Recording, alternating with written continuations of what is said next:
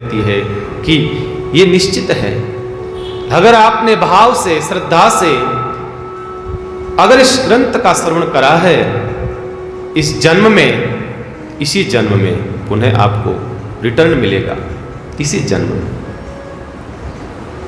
दूसरा कोई ग्रंथ इतनी बड़ी गारंटी नहीं लेता है, इतनी बड़ी गारंटी ये शिव महापुराण ले रहा है। शिव महापुराण का हर एक प्रसंग भगवान महादेव के निकट पहुंचाने वाला है, हर एक प्रसंग। ये दावा सिर्फ शिव पुराण नहीं कर रही है, ये दावा रामचरितमानस भी कर रही है। हम राम कथा सुनते हैं, राम कथा में ने भी इस बात को कन्फर्म किया है, राम कथा ने इस बात को भी सही ठहराया है। हम कथा सुनते हैं भगवान विष्णु नारद का संवाद। भगवान विष्णु नारद से कह रहे हैं, हे नारद, कहा प्रभु, कहा कि तुम शिव का महत्व जानते हो।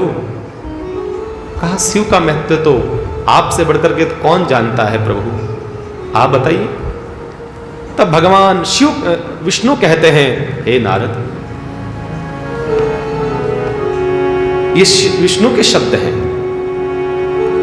विष्णु कहते हैं, चौपाई आती है मानस की, जपहु जाय शंकर सतनामा,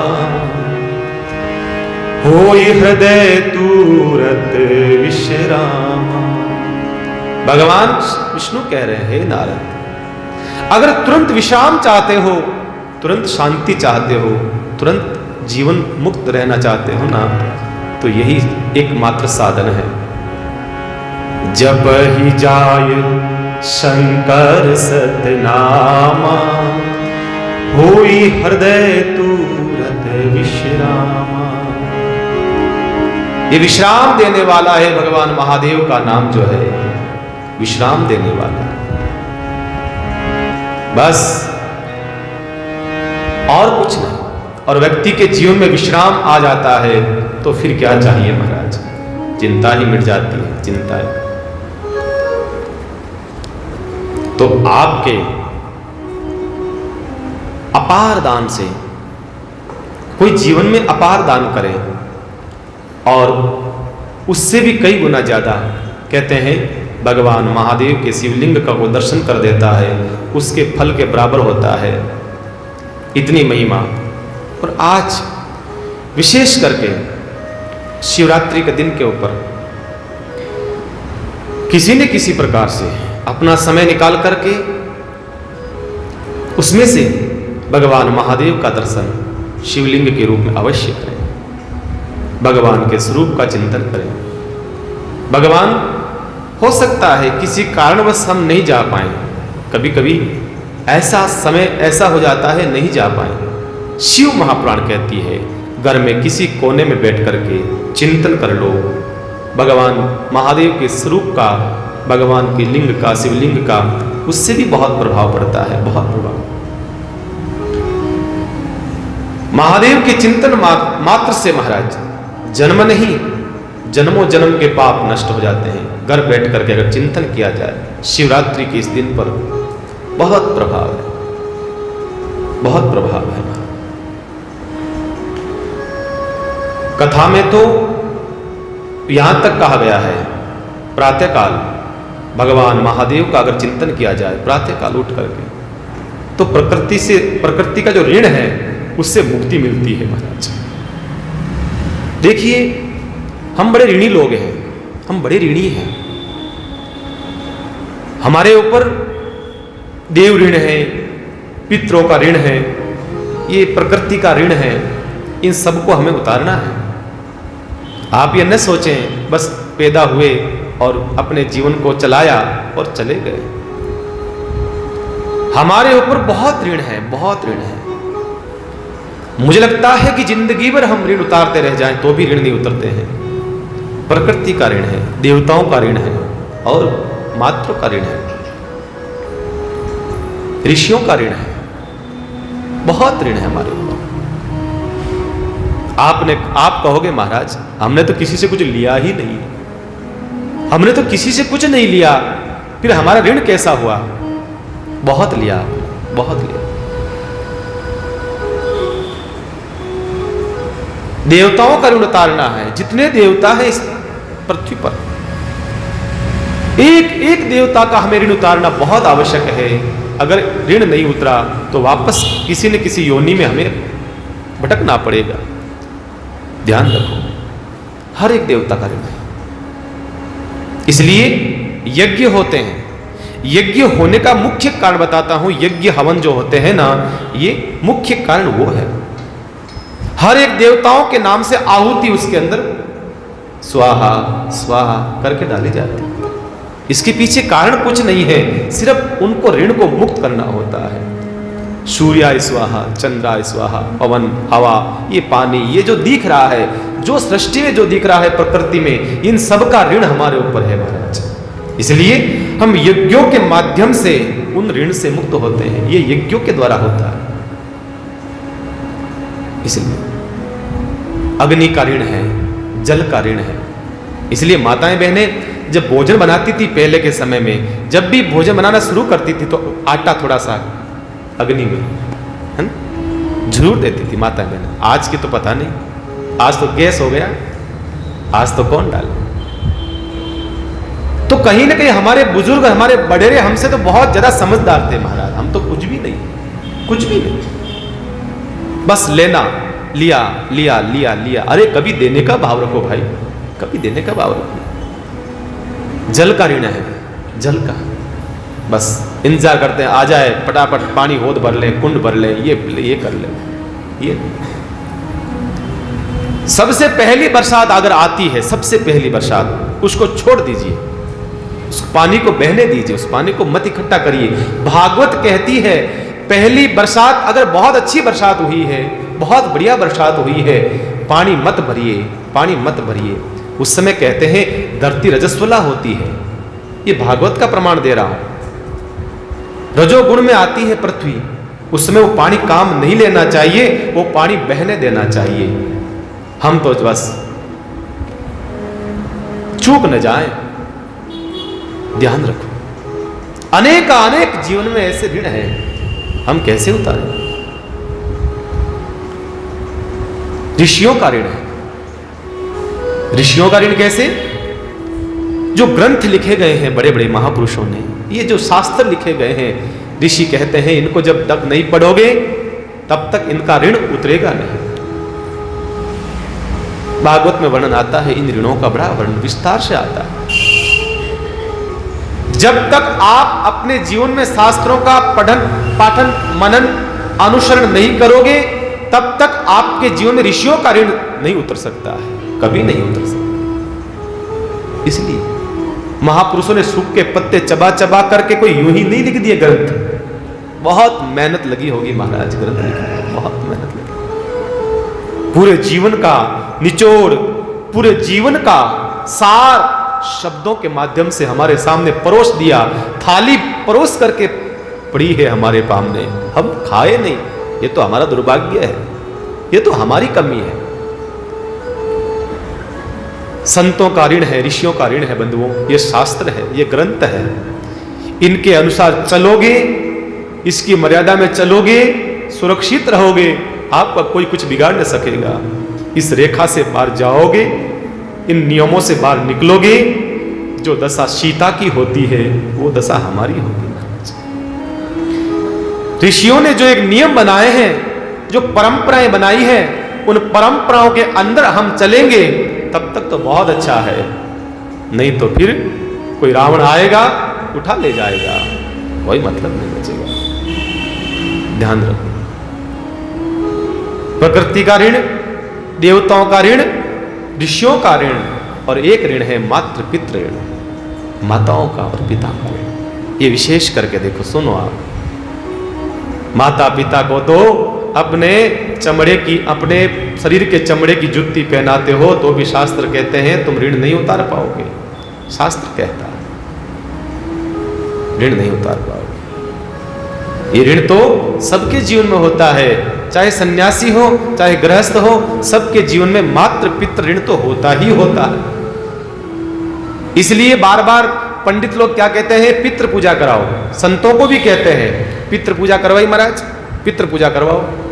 पितृ दोष है आपके, ये दोष हैं वो दोष हैं। तो कहीं ना कहीं ब्राह्मणों का कथन है कि आपने माता पिता का ऋण नहीं उतारा है, तो पूजा के माध्यम से आप इसका ऋण उतारो महाराज, ऋण उतारो। कहने का मतलब माँ बाप की आप तो फिर भी सौभाग्यशाली हो भाई। अब हम तो छोड़ करके आ गए माँ बाप को महाराज, हमारा तो ऋण एक अधूरा पड़ा है। कोई बात नहीं, एक माँ बेटी है संत जी की महाराज, इनकी सेवा करेंगे और क्या।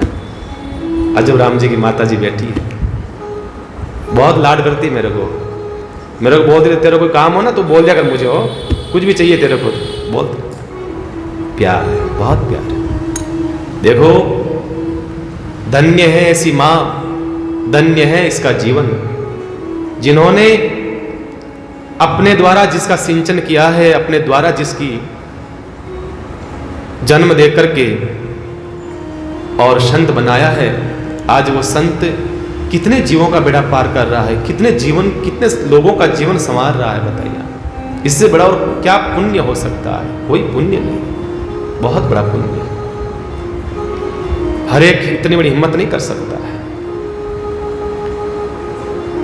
तो माता पिता का ऋण जो है महाराज, चाहे संत हो चाहे गृहस्थ हो, सबको उतारना अनिवार्य है, बहुत अनिवार्य है। अगर एक भी ऋण आपका अधूरा रह जाता है तो पुनः भटकना पड़ता है किसी न किसी योनि में महाराज, किसी न किसी योनि में। तो प्रकृति का ऋण है हमारे ऊपर, इन ऋण को उतारना है महाराज। शिव महापुराण कहती है सवेरे सवेरे उठ करके आप भगवान महादेव का चिंतन करो। ये शिव महापुराण कह रही है सवेरे उठ करके आप भगवान महादेव का चिंतन करोगे तो आपका जो प्रकृति का ऋण है आप उसको तो उतार पा सकते हो भगवान महादेव का चिंतन करने से, सवेरे उठ करके महाराज। और मध्याह्न दोपहर को हम भगवान महादेव का चिंतन करते हैं तो हमारी सारी कामनाएं पूरी हो जाती है, सारी कामनाएं पूरी हो जाती है। और संध्या कालीन भगवान महादेव का चिंतन करते हैं तो शांति का अनुभव मिलता है। ये त्रिकाल संध्या शिव के लिए बताई गई है, महादेव के भक्तों के लिए विशेष करके बताई गई है। ये त्रिकाल संध्या होनी चाहिए महाराज, जीवन में जरूर होनी चाहिए त्रिकाल संध्या। संत कई संत ऐसे, कई महापुरुष ऐसे हैं 3 काल की संध्या करते हैं, सवेरे की, दोपहर की और शाम की त्रिकाल संध्या करते हैं। यहाँ तो एक काल की कर ले तो ये बहुत बड़ी बात है, बहुत बड़ी। समय नहीं महाराज, समय निकालो, समय निकालो, क्योंकि जो हमें प्राण दे रहा है, प्राण वायु दे रहा है, उसके लिए जरा समय हमें निकालना पड़ेगा महाराज, निकालना पड़ेगा। तो ऐसा शुभ अवसर, अभी श्रावण का महीना और श्रावण की हो बढ़िया बार, देखो क्या बढ़िया मौसम हुआ है साहब।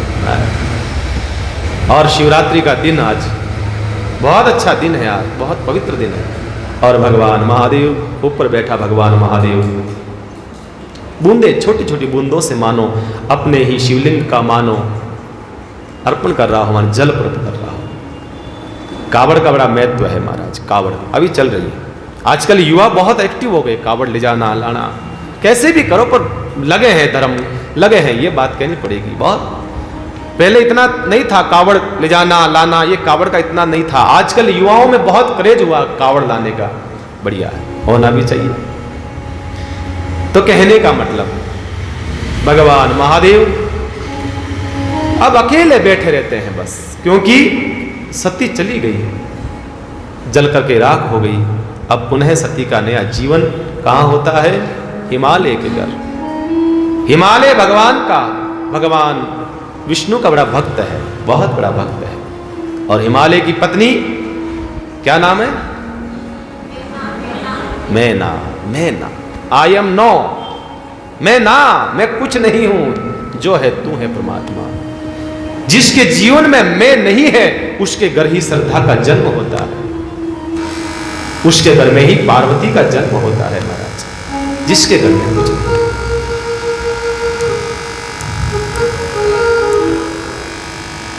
क्या कारण है? क्या कारण है? बैटरी से चल रहा है यो ये उपाय बोले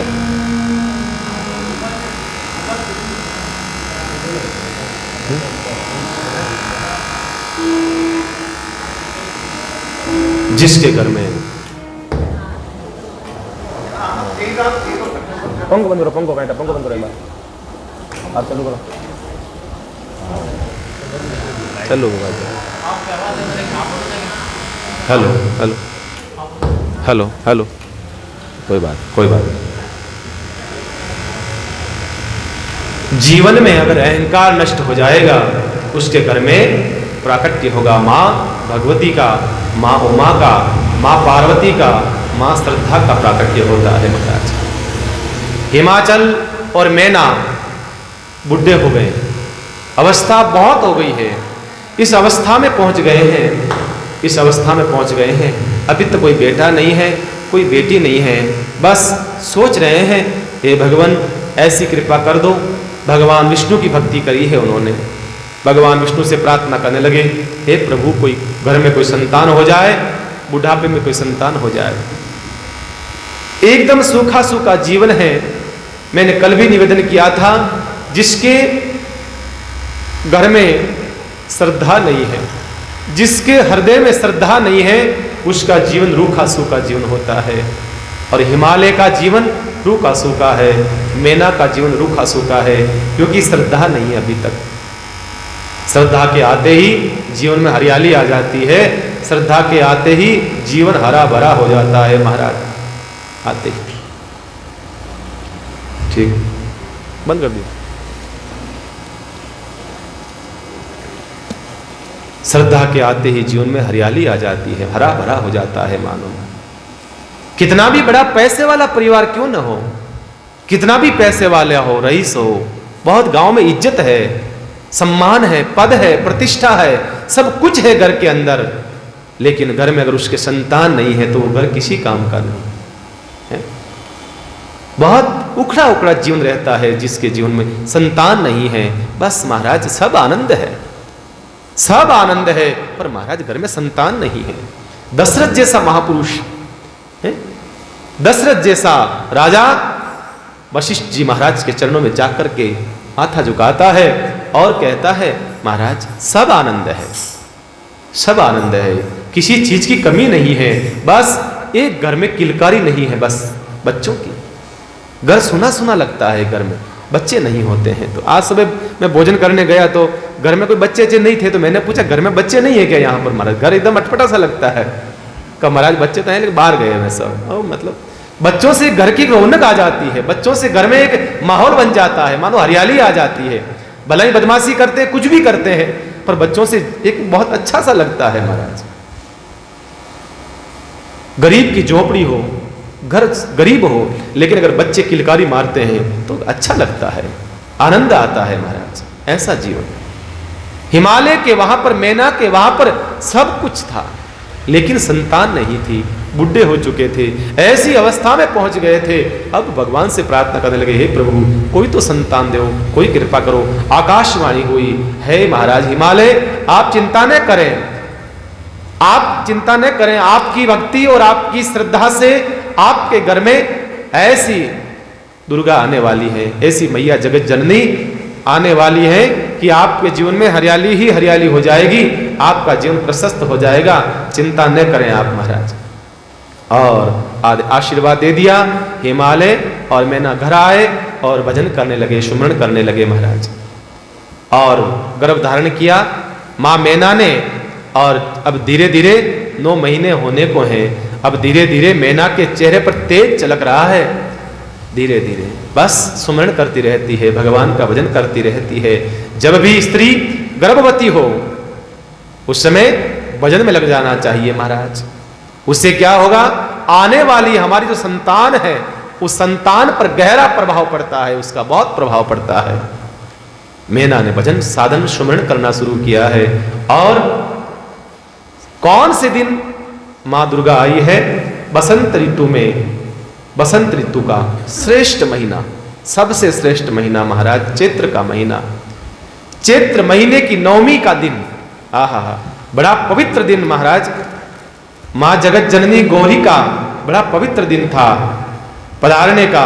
नवमी की जो रात हुई है, रात्रि के 12 बजे हैं, 12 बजने में कुछ समय कम थे, उसी समय कहते हैं महाराज देवताओं ने, ऋषियों ने लगा कि कुछ कोई न कोई ऐसी दिव्य आत्मा आने वाली है, बड़े हर्षित होने लगे और कहते हैं नदियाँ उमड़ उमड़ करके सरोवर समुद्र में जाने लगी। और रात्रि के 12 बजे नवमी का दिन और माँ दुर्गा, माँ उमा का जन्म होता है महाराज। बोलिए पार्वती मैया की जन्म होता है महाराज।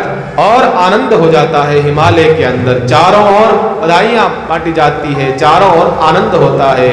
हिमालय, बुढ़ा हिमालय, ऐसा लगा जवानी आ गई हो मानो, आनंद से वो तो नृत्य करने लगा, नाचने लगा।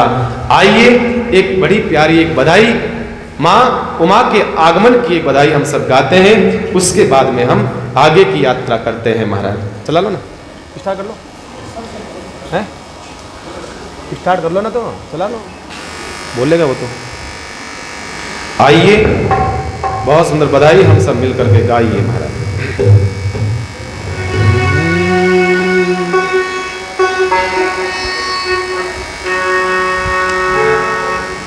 जन्मी है दुर्गा मैया, जन्मी है दुर्गा मैया। सब आने लगी, सब भाग भाग करके माँ मैना के पास आने लगी। मैया बधाई दो, मैया बधाई दो। मैना ने कहा आओ, और सब गाने लगी है जन्मी है दुर्गा मैया, जन्मी है दुर्गा मैया, मैया दे दो बधाई। जय हो, आनंद हो। ये गौ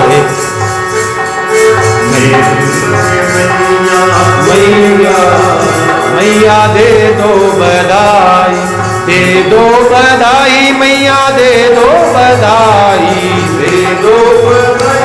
बजाओ बजाओ। मैया, मैया दे दो बधाई, है दुर्गे मैया।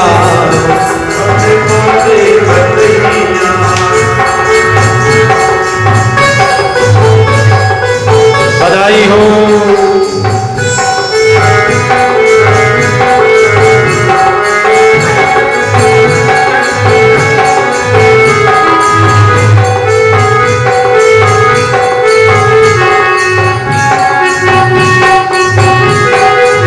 बधाई हो, आनंद हो।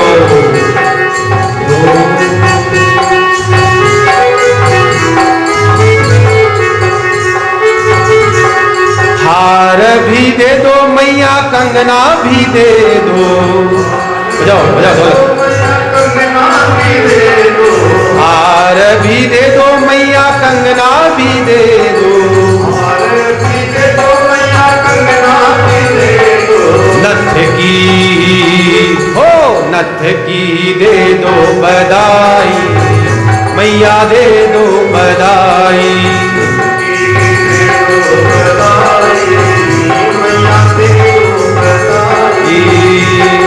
जन्मी है दुर्गा मैया, मैया दे दो बधाई। जन्मी है दुर्गा मैया, दे दो बधाई, मैया दे दो बधाई। दे दो बधाई, मैया दे दो बधाई। जन्मी है दुर्गा मैया, मैया दे दो बधाई। गाओ गाओ।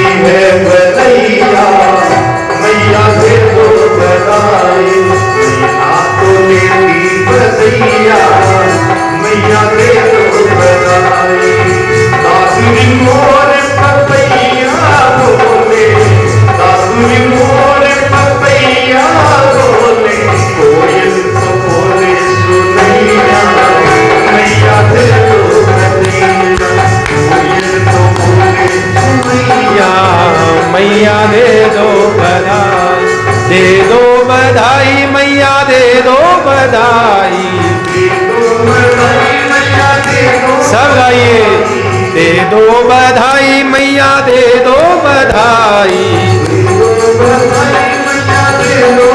ताही जन्मी है दुर्गा मैया, मैया दे दो बधाई। मैया दे दो बधाई।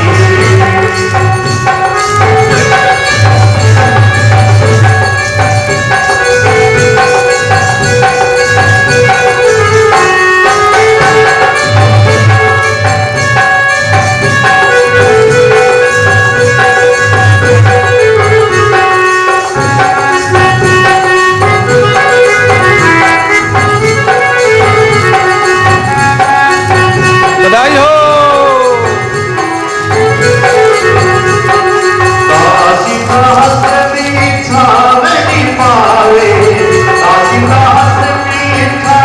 आनंद हो, बधाई हो।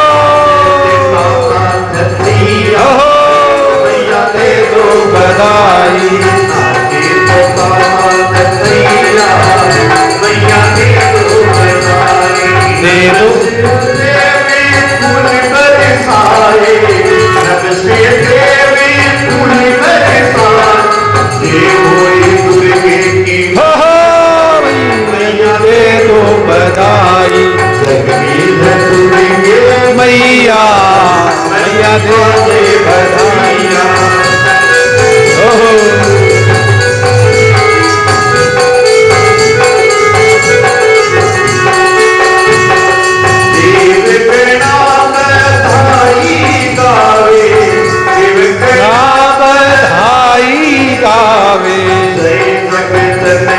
बधाइया।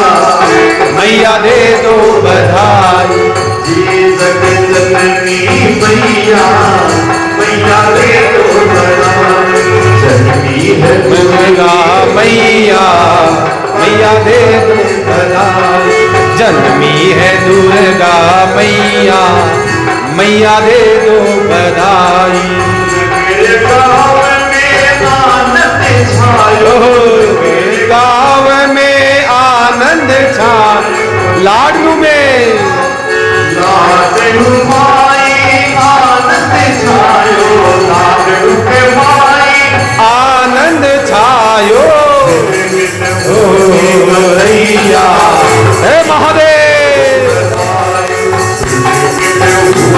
बधैया, मैया दे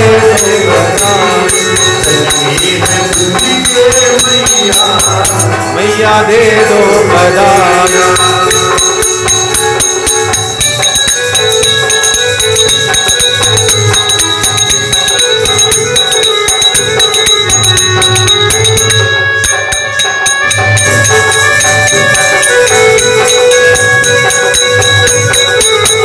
आनंद हो।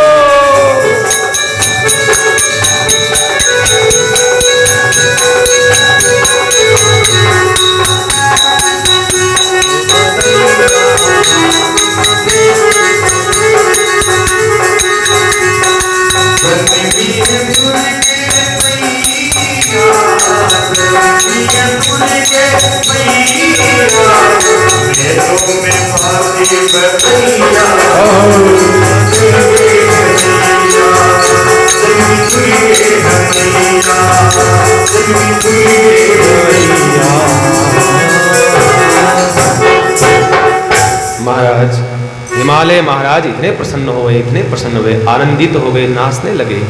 वृद्ध पिता के घर बेटी आई है, माँ बाप का खुशी का ठिकाना नहीं रहा। कितने वर्षों बाद एक आनंद का ये पल आया है। मानस ने तो लिखा है, जब ते उमा शैल ग्रह जाही, सकल सृष्टि संपत्ति तह छाही। जब से मैया उमा का जन्म होता है तब से पूरी सृष्टि में मानो संपत्ति, कौन सी आनंद की, उमंग की, उल्लास की, उत्साह की संपत्ति मानो छा गई हो। इतना आनंद हुआ। 2 दिन बीते, 5 दिन बीते, 10 दिन बीते, 1 महीना बीत गया महाराज। इतना आनंद छाया है, हिमालय नाच रहा है। जो आ रहा है जिसको बधाई देने में लगे हैं मैना और हिमालय। पार्वती का जन्म हुआ, श्रद्धा हरी भरी हो गई, पूरा हिमालय हरा भरा हो गया। जो पक्षी पशु छोड़ के जा चुके थे हिमालय को, वो लौट लौट करके वापस आने लगे हिमालय की पहाड़। और संत महात्माओं ने जिस कंदराओं को, गुफाओं को छोड़ दिया था, जहां श्रद्धा नहीं है वहां भजन करने से क्या मतलब होगा, वो सब संत महात्मा पुनः आने लगे गुफाओं में, कंदराओं में, मानो हिमालय ने पूरी हरियाली की चादर ओढ़ ली हो। ऐसा आनंद का विषय हिमालय के लिए होता है महाराज, हरा भरा हो गया। श्रद्धा रसीली होती है ना, इसलिए महाराज जहां श्रद्धा होती है वहीं संत आते हैं और बिन बुलाए आते हैं। बेटी के आने से तो नित्य उमंग होता है घर के अंदर महाराज, एक रौनक होती है, सच है ये। जिस घर में बेटी है उस घर में त्योहार है, जिस घर में बेटी है उस घर में रौनक है, जिस घर में बेटी है उस घर में उत्सव है। बस ये बात है। बेटी से तो दीपावली है, बेटी से ही रक्षाबंधन है, बेटी से ही गौरी का पूजन है, बेटी से ही गणगौर, सब कुछ ये बेटी से ही होता है महाराज। ये सब बेटी के आने से घर में नित नए कोई ना कोई उत्सव चलते रहते हैं महाराज, बराबर ना? गलत तो नहीं कह रहा हूं? ये होता है। बेटी जब भी आती है अपने साथ में उत्साह, उमंग, उल्लास, आनंद लेकर के आती है महाराज। कभी जीवन को ऐसा रूखा सूखा नहीं जीती है, जीवन को महाराज आनंद में कर देती है महाराज। आपने सुना होगा जब भी घर में बेटी आती है ना तो क्या कहते हैं, कौन आई? बोलिए ना, लक्ष्मी आई है।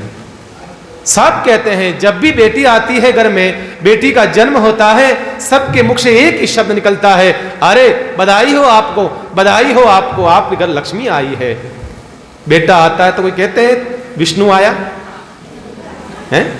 बेटा आते कोई नहीं कहता थारे घर विष्णु जी आया, कोई नहीं कहता महाराज। बेटी जब भी आती है ना एक साथ में आनंद लाती है महाराज, आनंद लाती है, आनंद हो जाता है। क्योंकि जिस प्रकार से जितनी घर की हिफाजत, जितने लोगों का देखभाल, जितने लोगों का ध्यान रखना बेटी करती है, उतना बेटा नहीं करता है महाराज, नहीं करता है। बेटी हो तो ऐसे, बेटी हो तो सुमित्रा बाई जैसी बढ़िया महाराज, मुन्नी बाई जड़ी है, कितनी सेवा करती है माँ की महाराज है, बुढ़ी माँ कितनी सेवा करती है। तो घर में महाराज आनंद आ जाता है, आनंद आ जाता है। पिता थका हारा परेशान घर से बाहर से आता है, चेहरे पर कोई चिंता है, कोई फिक्र है, सबसे पहले आकर के माँ नहीं पूछती है, बेटा नहीं पूछता है, आकर के बेटी पूछती है, पिताजी आज क्या बात है, आज चेहरे पे उदासी क्यों है, आज चेहरे पे निराशा क्यों है? बेटी आकर के पूछती है महाराज, और कोई नहीं पूछता है। क्योंकि बेटी के आने से ही घर में एक वातावरण अलग सा हो जाता है। हिमालय का बूढ़ा हिमालय और बुढ़े हिमालय के घर में आज मैना के घर में आज श्रद्धा रूपी माँ पार्वती आई है। पूरा का पूरा हिमालय का वातावरण आनंद में हो जाता है, आनंद में हो जाता है। बस उसी आनंद का आनंद लेने के लिए नारद जी को मालूम चला, और नारद समाचार जब पाहे कौतुक ही गिरी गेहे सिधाए। जैसे ही मालूम चला है पार्वती आ गई है, आ गए गुरु मंत्र देने के लिए महाराज। गुरु जी को भी अच्छे चेले की इंतजार रहता है कि भाई मेरे को कोई अच्छा चेला मिले, तुरंत गले में कंठी डालो। आ गए नारद जी महाराज। यहाँ तो थोड़ी सी बड़ी हुई मैं ना पार्वती, 5 साल की अवस्था हुई और नारद जी आ गए। शैल राज बड़ आदर कीना, पद पखारी बड़ आसनो दीना। और शैल राज हिमालय बड़े प्रसन्न हुए हैं, संत पधारे हैं, घर में संत का आगमन हुआ है, बहुत प्रसन्न होते हैं महाराज। बहुत संत का आगमन हमारे अनेक अनेक पापों का जो पुंज है उसको नष्ट करने का एक बहुत ही अच्छा ये तरीका है संतों का दर्शन और संत कृपा महाराज। जिस घर में संत आ जाते हैं, संत महापुरुष आ जाते हैं, ऐसे संतों का दर्शन। स्वामी राम सुखदास जी महाराज ने, स्वामी जी महाराज ने कोई कही हो महाराज, अब आजकल तो अच्छे संत नहीं बचे महाराज। किसी ने प्रश्न करा, अब दुनिया में भांति भांति के लोग हैं, अनेक लोग हैं महाराज। प्रश्न करा महाराज, अब आजकल ढूंढने में नहीं मिलते महाराज, अच्छे संत नहीं मिलते हैं महाराज, अच्छे संत नहीं मिलते हैं। तब राम स्वामी जी महाराज ने कहा, देखो भाई तुमने जितने संत मिले हैं उनका तो लाभ ले लिया भाई, तुम्हारे को जितने संत मिले हैं तुम्हें अभी तक अच्छे नहीं मिले हैं। जो जो मिले हैं, जितना उनके अंदर जो ज्ञान था उसका तो लाभ ले लिया तुमने। कहा महाराज नहीं, तो फिर तुम्हें अच्छे संत जिंदगी में नहीं मिलेंगे, तुम भटकते रहो, भटकते रहो, दर दर की ठोकरें खाते रहो, तुम्हें अच्छे संत नहीं मिलेंगे महाराज। जितने संत मिले हैं सब तो दुर्गुण वाले नहीं थे ना, उसमें से कुछ तो गुण लिया होगा ना। अगर कुछ भी गुण लिया होता तो हमारी ढूंढ खत्म हो जाती महाराज। हम ढूंढते नहीं फिर हम लोग अच्छे संतों को। संत शब्द आ गया है ना, अपने आप में महान शब्द है, उसमें अच्छा और बुरा कुछ नहीं होता है, बस संत शब्द अपने आप में महान है। बस संत शब्द में महाराज। लोग कहते हैं संतों को कहां ढूंढे, संतों को नहीं, अपनी हृदय के अंदर श्रद्धा को ढूंढो, संत अपने आप आपके घर में आ जाएगा महाराज। संतों को ढूंढने की आवश्यकता नहीं है आपको। आपकी कौन सी आपके पास में ऐसी क्या ताकत है कि आप अच्छे संतों को ढूंढ सको महाराज। आप अपने भीतर छुपी हुई श्रद्धा को ढूंढो, आप अपने भीतर श्रद्धा को जागृत करो। संत जहां कहीं होगा आपके पास लौट करके आएगा महाराज, आपके पास चल करके आएगा। अगर आपकी श्रद्धा सच्ची हो तो, श्रद्धा सच्ची हो तो महाराज। कई संत, कई लोग कहते हैं महाराज, हमारे ऐसे संत आए थे, एक बार ऐसे संत मिले थे महाराज, हमें आज तक याद है, पर दोबारा कभी उनका मिलना नहीं हुआ। कई लोग कहते हैं ऐसा, महाराज इतने अच्छे संत महापुरुष मिले थे, कभी लौट करके वापस आए नहीं महाराज।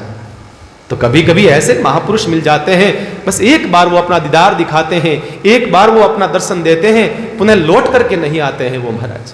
वो कोई भगवान का रूप होता है, वो कोई महापुरुष होते हैं, बिरला संत, जो एक बार आपके जीवन में आते हैं, उस समय आप चूक जाते हो, फिर माथा पकड़ते हो, अरे बहुत अच्छे महापुरुष थे, हम चूक गए, हम चूक गए, हम चूक गए। जब तक समय था तब तक हमने पहचान नहीं करी, समय निकलने के बाद में पछताने से कोई फर्क नहीं पड़ता है, फिर क्या मतलब है? जब तक हमारे पास में मीरा थी, जब तक हमारे पास में मीरा का स्वरूप था, तब तक मीरा को लोगों ने जहर दिया, मीरा को अपमानित किया, मीरा को गालियां निकाली। जब तक हमारे बीच में वो महापुरुष थे तब तक हम उनका महत्व न समझ पाए। मीरा के चले जाने के बाद में हम आंसू ढलकाते हैं, मीरा मीरा मीरा मीरा मीरा करते हैं महाराज। ये दुर्भाग्य है। जब तक हमारे बीच में कोई रहता है तब तक हम उसका महत्व नहीं समझ पाते हैं, और जब ट्रेन छूट जाती है तब लगता है ट्रेन चूक गए, हम ट्रेन चूक गए। बहुत अच्छे व्यक्ति थे वो महाराज। इसलिए आज ही और अब से ही बस ये मान लो, जो मिला है बस वही हमारे जीवन का परम उद्देश्य और लक्ष्य होना चाहिए। बस यही दर्शन होने चाहिए जीवन में। बस ढूंढो मत, बैठ जाओ। आपकी साधना, आपकी निष्ठा, आपकी भक्ति प्रबल होगी तो संत स्वयं आपके पास चल करके आएगा, गुरु आपके पास आएगा। मीरा कहीं गई नहीं है गुरु बनाने के लिए, कहीं नहीं गई मीरा गुरु बनाने के लिए, गुरु खुद चल करके आए हैं मीरा के पास में। आपकी श्रद्धा सच्ची हो तो महाराज पूछते पूछते आ जाते हैं भगवान, संत भगवान महाराज। ये सिद्धांत है, ये जीवन का सिद्धांत है। और आप जानते हो, जीवन में अगर संत का दर्शन हो गया, संत महापुरुष आ गए हैं, तो संत आ गए हैं तो फिर अब भगवान से मिलना तो होगा ही होगा महाराज। अब तो भगवान से मिलना होगा ही होगा, है? जब संत का दर्शन हो जाता है, संत का दीदार हो जाता है, फिर ये बात तो कन्फर्म हो जाती है, अब तो भगवान से मिलना ही होगा। अब कोई रोक नहीं सकता महाराज, अब कोई नहीं रोक सकता महाराज। हम गाते हैं ना,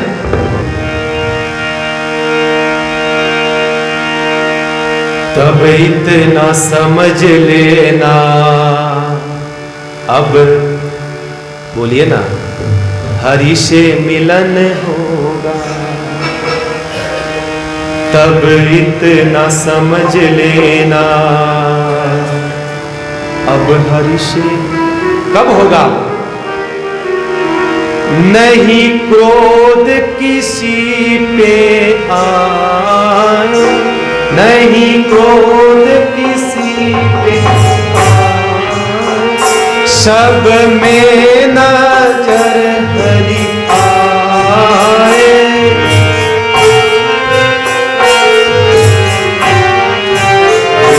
तब इतना समझ लेना, अब हरि से मिलन हो। तब इतना समझ लेना, अब हरि से मिलन हो। जब संत तेरी हरि गुण गाए। जब संत मिले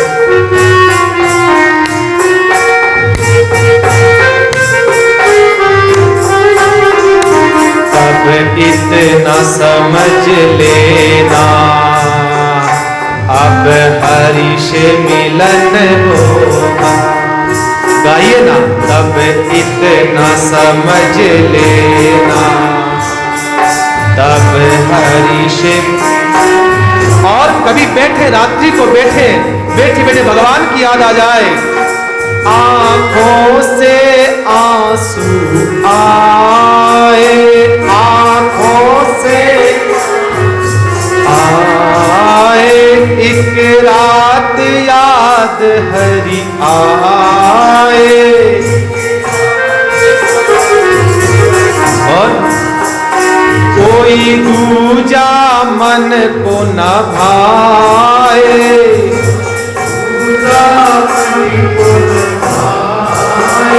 दर्शन को मन ललचाए,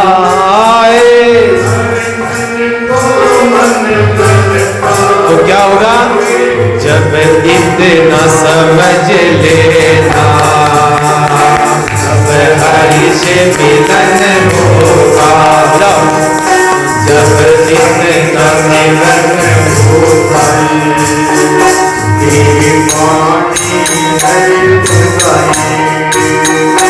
जब संग का समझ लेना, तब हरि से मिलन होगा। तब इतना समझ लेना, अब हरि से मिलन होगा। तब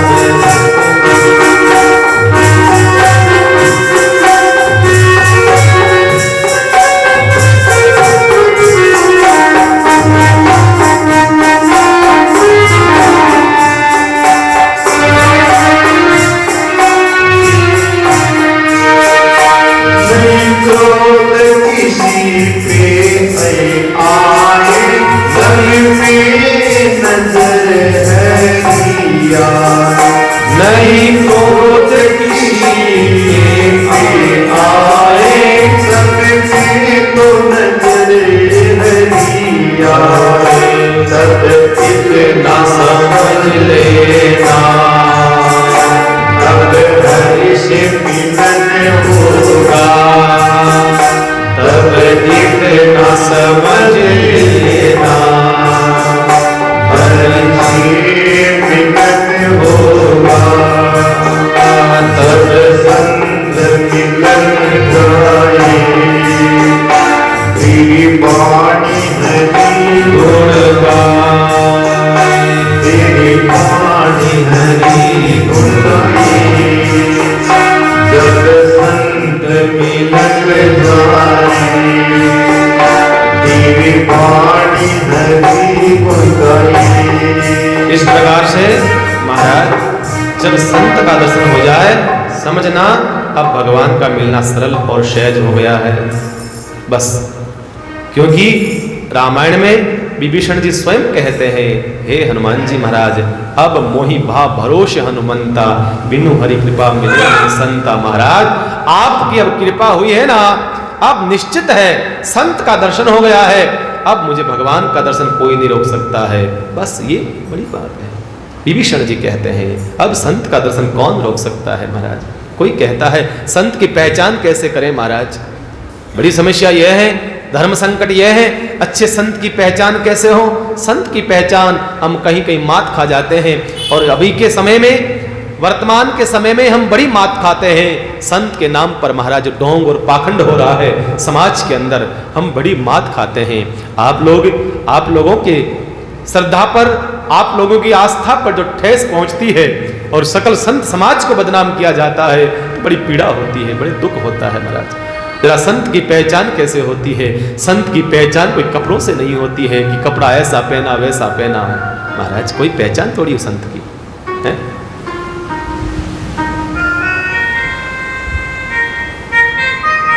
किसी के पास आप पहुंचो, किसी के नजदीक आप चले जाओ, आपका हृदय शांत हो जाए, किसी के चरणों में बैठो, दो आंसू आपके आने लगे और आपका मन में एक शांति अश्रुपात होने लगे, हृदय से भाव विभोर हो जाए, बस बैठने मात्र से।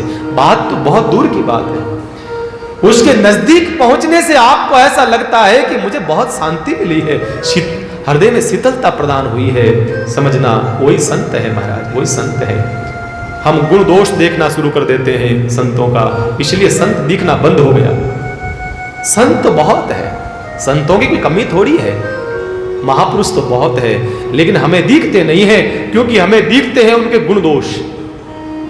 और जिस दिन आप संतों के अंदर दोष देखना बंद कर दोगे, उस दिन आपको आपके घर वालों में संत दिखना शुरू हो जाएंगे साहब, आपके परिवार में संत लगेंगे, ये संत है, वो संत है, पड़ोसी संत है, सब संत लगेगा, सारी सृष्टि संतमय हो जाएगी। आपकी दोष, आपका दृष्टि का दोष अगर दूर हो गया तो ध्यान रखो, संत सर्वत्र है। संत तो जीवन का नाम है, कोई व्यक्ति का नाम नहीं है। संत एक जीवन का नाम है, वो भूमि का किस ढंग की जी रहा है, ये संत की पहचान है। भटको मत, एक जगह स्थिर हो जाओ, दोष देखना बंद कर दो, आपको संत आपके सामने खड़ा मिलेगा महाराज। दोस्त, हम जैसे ही किसी के दोष देखना प्रारंभ करते हैं, हमारे सारे पुण्य उसी क्षण नष्ट होने लगते हैं, धीरे धीरे धीरे धीरे धीरे धीरे। दोष मत देखिए, कभी मत देख किसी के अंदर महाराज, ध्यान रखो। इसलिए संत का दर्शन हिमालय ने बड़े आनंद के साथ करा। आहा, हिमालय प्रसन्न हो गया, नारद जैसा संत मिला है महाराज, नारद जैसा संत। और हिमालय तो तैयार रहते थे, आरती की थाली तैयार रखते थे, कब संत आए, कब आरती उतारूं, कब माला पहनाऊं महाराज, कब संत आए मेरे घर पर, ये मेरे घर का सौभाग्य है, संत महापुरुष आए, मैं गले में माला पहनाऊं, आरती उतारूं, बड़ा इंतजार करते थे महाराज। और संत दर्शन से ही भगवत कृपा संभव है। भगवान स्वयं कहते हैं, भगवान स्वयं ये बात कहते हैं कि मेरे पास में तुम आओ, अकेले मत आना, किसी संत को साथ में लेकर के आना, तभी मैं तुमसे मिलूंगा, नहीं तो मैं मुख मोड़ लूंगा।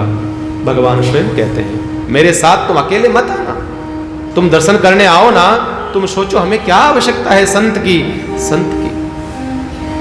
हमारा कोई केस चल रहा है, हम सीधा जज के पास नहीं जा सकते हैं, जज कहेगा आपका वकील कौन है, आपकी वकालत कौन करेगा। इसी प्रकार से भगवान कहते हैं, तुम सीधे मेरे पास में आओगे, मैं तुम्हारा केस हैंडल नहीं करूंगा, पहले तुम किसी महापुरुष को, किसी संत को लेकर के साथ में आओ, तभी।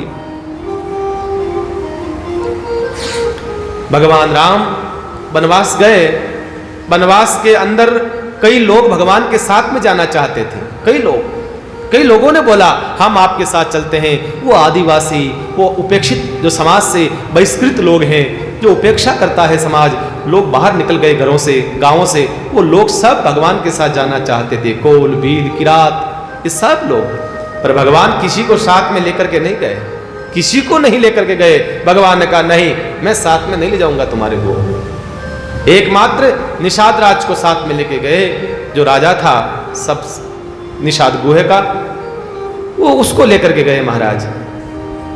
तो किसी ने कहा, भगवान से पूछा, प्रभु आपके साथ में इतने लोग आना चाहते थे, फिर भी आप इनको साथ में क्यों नहीं लाए। भगवान ने कहा नहीं, मेरे साथ में अकेला, मेरे साथ में दर्शन वो नहीं कर सकते, मेरे साथ नहीं चल सकते।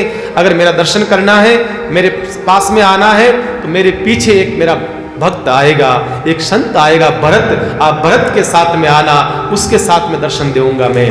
और भरत ने किसी को मना नहीं करा, भगवान ने किसी को हाँ नहीं करी, और भरत ने किसी को ना नहीं करी। माना भरत को जो भी कहते हम आपके साथ चले, भरत का चलो, भरत जी को जो कहता हम भी चलते हैं चित्रकूट, हमें ले चलोगे।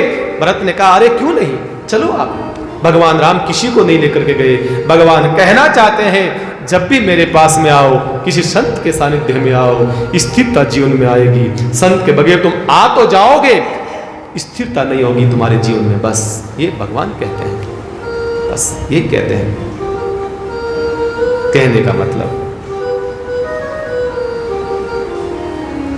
संत के साथ दर्शन करोगे और तुम्हें आनंद मिलेगा महाराज, और तुम्हें आनंद की अनुभूति होगी संत के साथ दर्शन करोगे तो। और एक बात और, कभी संत घर पर बिना बुलाए आ जाए तो समझना ये विशेष भगवान की कोई कृपा है महाराज, विशेष कृपा है भगवान की। बिना बुलाए कोई महापुरुष आ जाए, बिना बुलाए बिना कहे आपको, तो भगवान की ये कोई विशेष कृपा का ही प्रसाद है महाराज। और नारद जी महाराज जैसे महापुरुष जैसे ही गए हैं, हिमालय बड़ा प्रसन्न होता है। हिमालय ने थाली तैयार करी, माला तैयार करी और महाराज स्वागत करने लगा।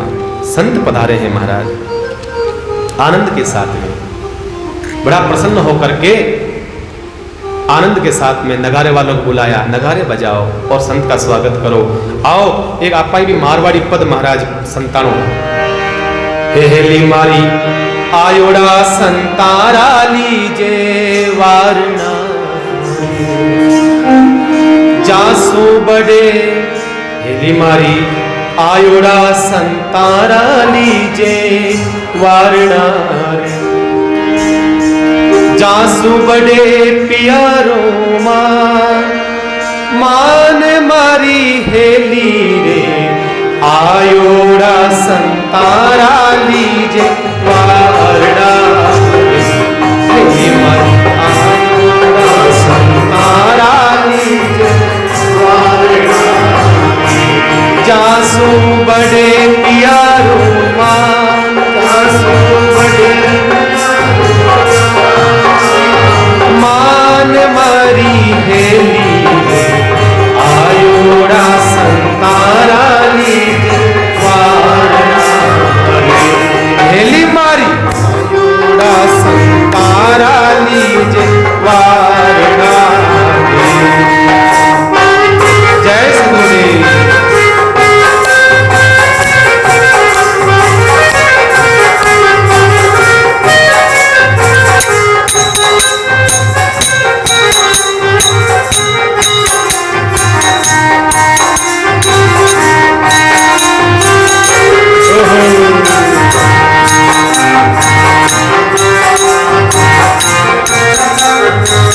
सबने याद है भजन, हो सबने याद है, गाओ।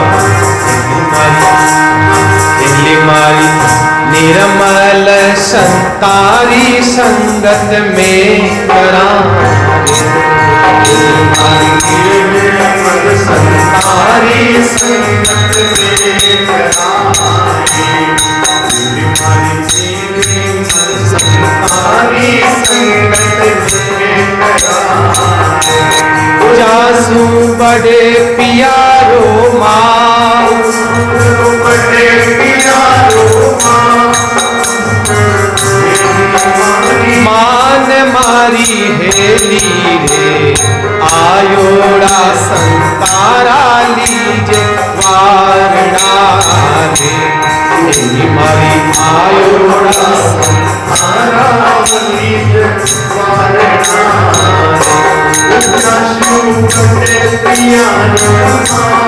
जासू बड़े प्यारो हेली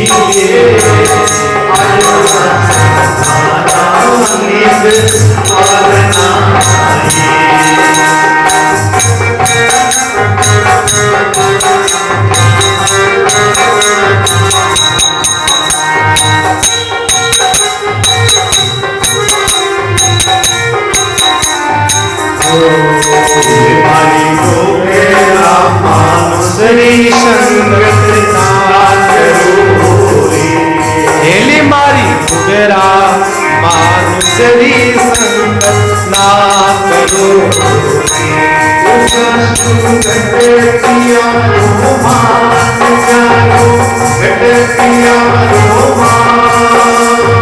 मान मारी हेली रे, आयोड़ा संतारा लीजे वारना रे, हेली मारी आयोड़ा संतारा लीजे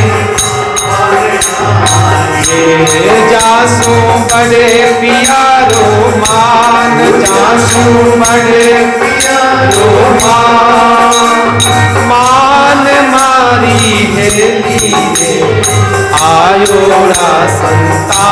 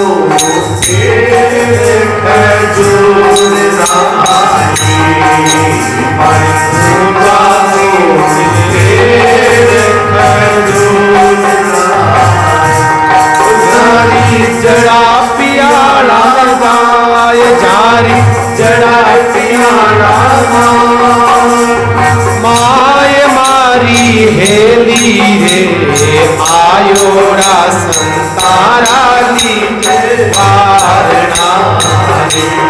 हेली मारी आयोड़ा संतारा लीजे वारणा रे। जासू बड़े पियारो मान, जासू बड़े पियारो मान, मान मारी हेली आयोड़ा संतारा लीजे वारणा रे।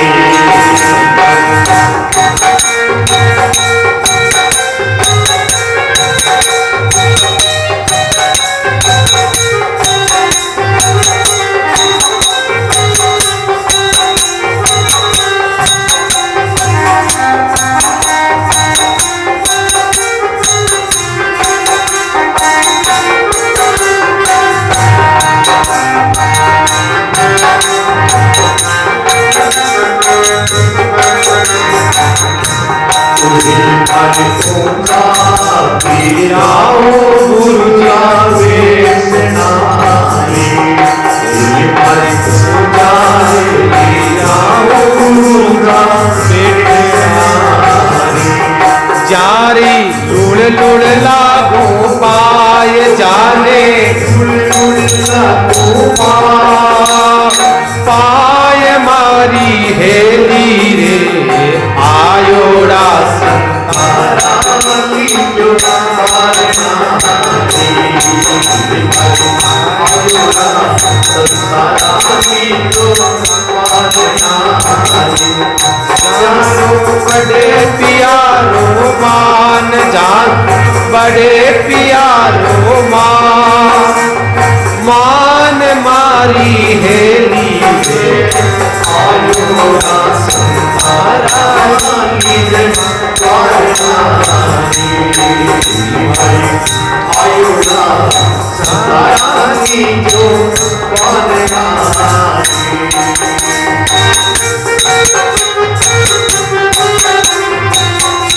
जय गुरुदेव संत भगवान की जय।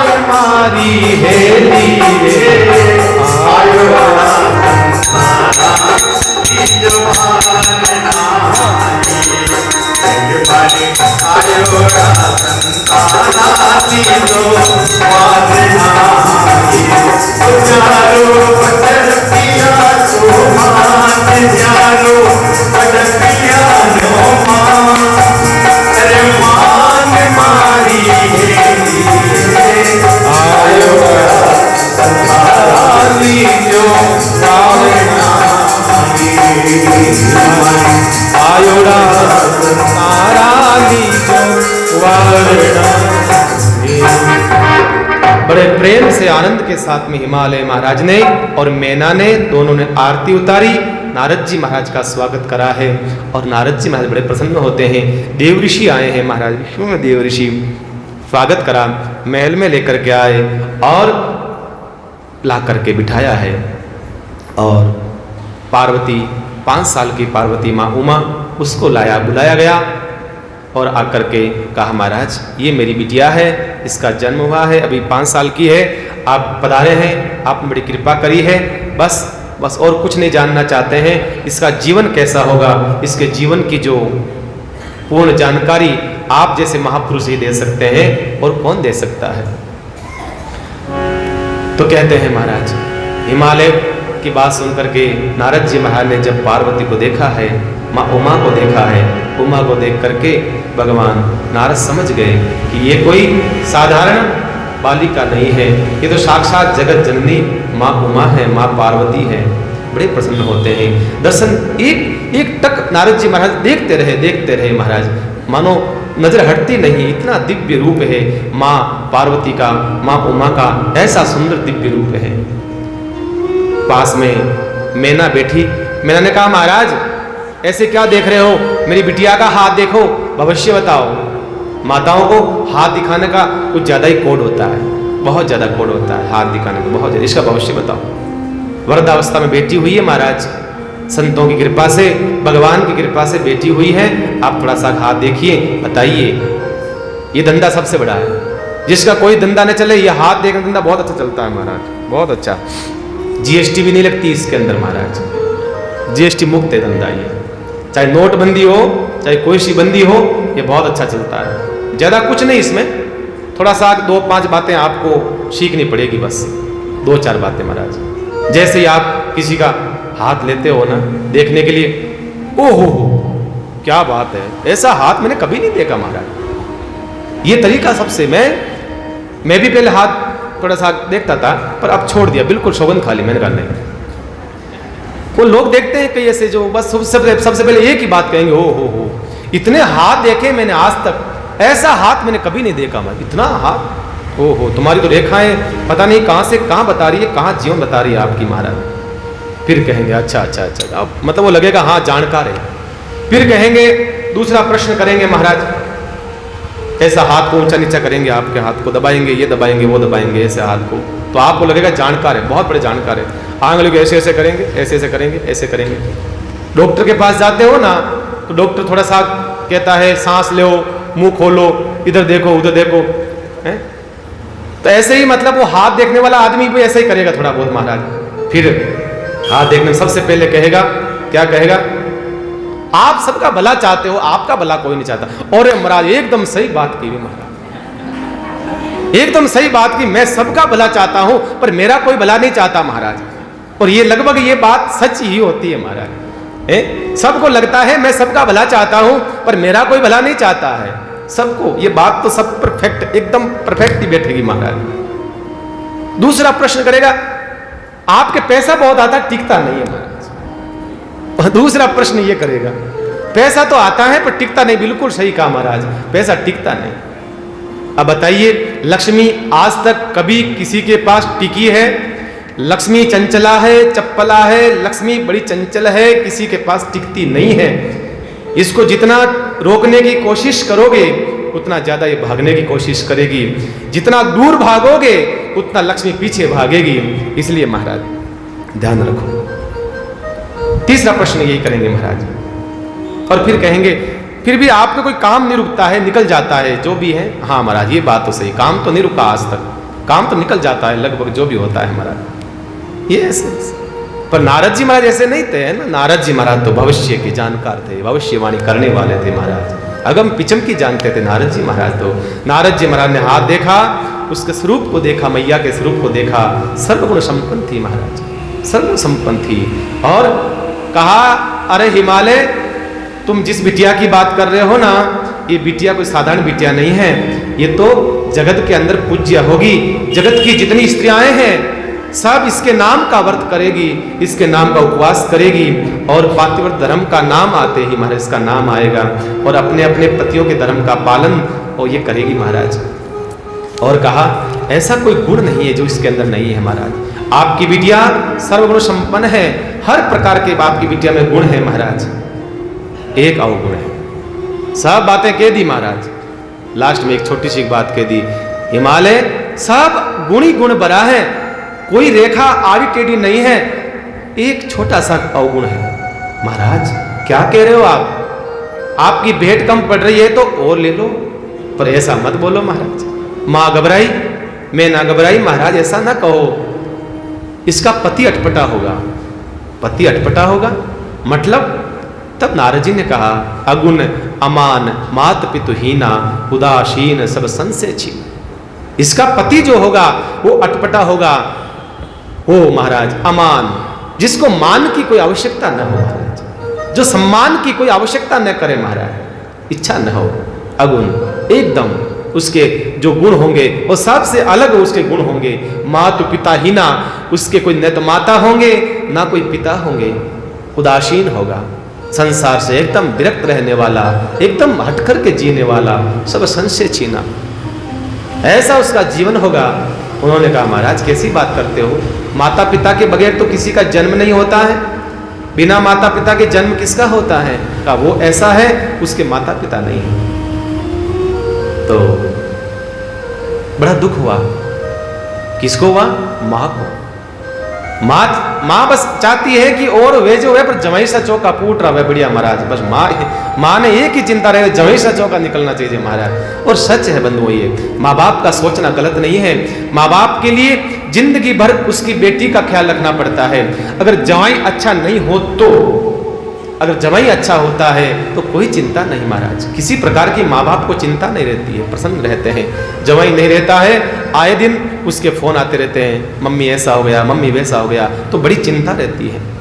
माँ बाप रहते तो अपने घर में हैं, लेकिन चिंता बिटिया की रहती है, रात दिन टेंशन रहती है। इसलिए सच है जवाई अच्छा होना चाहिए। मैना को बड़ी चिंता हुई, महाराज कैसी बात कर रहे हो आप ये, अरे हमारी बिटिया इतनी अच्छी बिटिया है, सर्वगुण संपन्न है, इसका पति ऐसा मिलेगा, शमशान में रहने वाला होगा, उदासीन होगा, जीवन में किसी से कोई प्रेम नहीं होगा, माँ नहीं, बाप नहीं, बहन नहीं, भाई नहीं, कोई जीवन में नहीं होगा?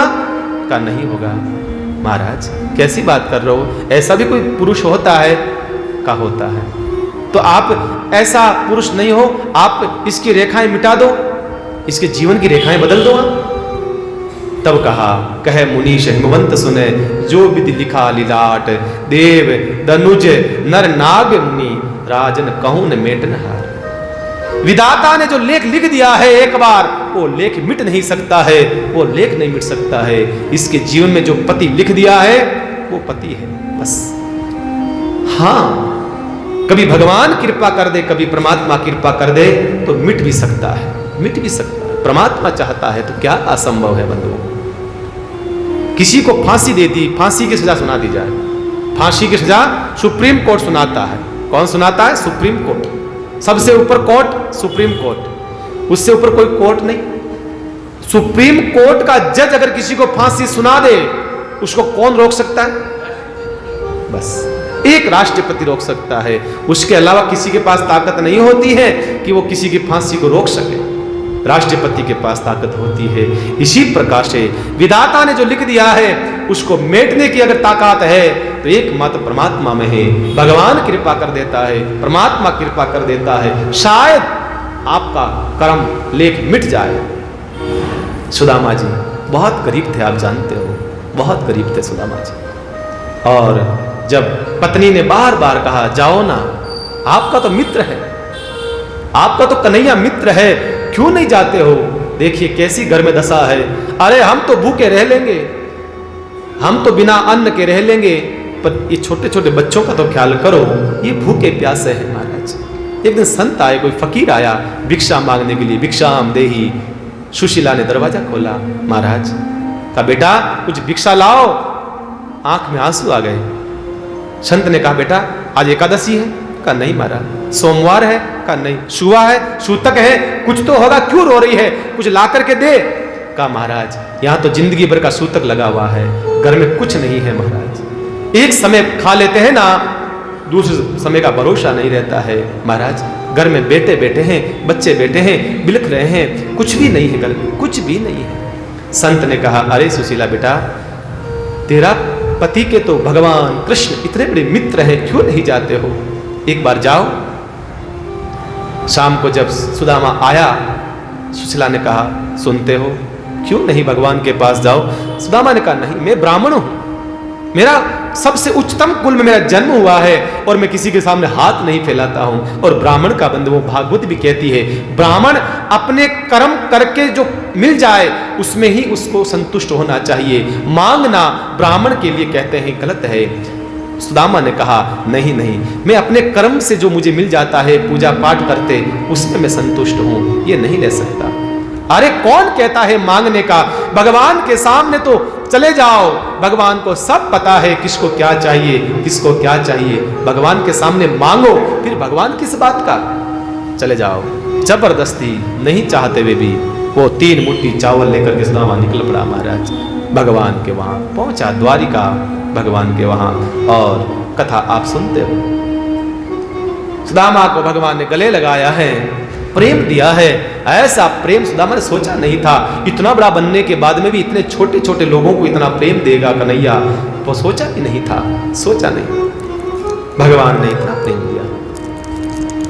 2 दिन रुका सुदामा वहां पर भगवान के पास, लेकिन कुछ नहीं मांगा, कुछ नहीं मांगा। भगवान चाह रहे थे, भगवान सोच रहे थे, एक बार तू मांग के देख सुदामा, एक बार मांग ले। पर सुदामा ने भी सोच रखा, मैं भी पक्का हूं महाराज, मैं भी मांगूंगा नहीं। सुदामा पक्का ब्राह्मण था महाराज, एकदम। सुदामा ने कहा चलूं? कृष्ण भगवान का ठीक है जाओ। भगवान सुदामा जब आया था, कपड़े बहुत मेले कुचेले कपड़े थे। भगवान ने कहा सुदामा कपड़े खोल दो जरा, ये चेंज कर लो, मेरा पीताम्बर आदि ले लो, ये कपड़े वॉशिंग करवा देते हैं वॉशिंग मशीन में, अभी आपका कपड़े साफ धुल जाएंगे। सुदामा ने कहा वाह कन्हैया कितना अच्छा है, मेरे कपड़े साफ, खुद के कपड़े दिए, पीताम्बर महंगे महंगे कपड़े पहना दिए। जब जाने लगा सुदामा, भगवान ने कहा अरे ओ प्लीज स्टॉप, ठहर। कहा क्या हुआ? वो कपड़े जरा मेरे वापस कर दे, तेरे कपड़े सूख गए हैं ना, ले जा। सुदामा ने कहा वाह कन्हैया वाह, तेरी अमीरी तुझे मुबारक हो, भले आदमी, ये कपड़ा सिर्फ इतना कपड़ा तू वापस मांग लेता। भगवान ने कहा बस दे देना। पर भगवान का ठीक है ले आओ, चलो। सुदामा ने कहा अरे वाह कन्हैया। भगवान ने कहा एक बार तू मांग तो सही। पर सुदामा ने कहा मांगूंगा तो नहीं, कुछ भी हो जाए मांगूंगा। भगवान जाने लगा, वो जाने लगा। उसी समय आगे बढ़ा भगवान। सुदामा ने सोचा हाँ मुझे बुलाएगा, वापस कहेगा अरे ले ले इधर ले, ये ले जा। जाने लगा, दरवाजे के पास पहुंचा, भगवान ने आवाज लगाई अरे सुदामा ठहर, मित्र ठहर। सुदामा ने कहा हाँ अब अक्ल आई है, अब समझ में आया है कि खाली हाथ नहीं जाने देना चाहिए। कहा हाँ बोलो। कहा भाभी को राम राम कहना, जा। अरे भले आदमी, ये तो ऐसे ही कह देता मैं। भगवान ने देखा फिर भी नहीं मांगेगा ये, आखिर में नहीं मांगेगा। भगवान ने कहा अरे सुदामा जी रुको, आप आए हो, घर में आए हो तो जरा आपको तिलक आदि मोली आदि ये बांध करके जो होता है ना, स्वागत करके आपको भेजते हैं। रुक्मणी से कहा अरे रुक्मणी सुनती हो, जल्दी से चावल लाओ, रोली लाओ, और ब्राह्मण देवता की आरती उतार करके विदा करते हैं।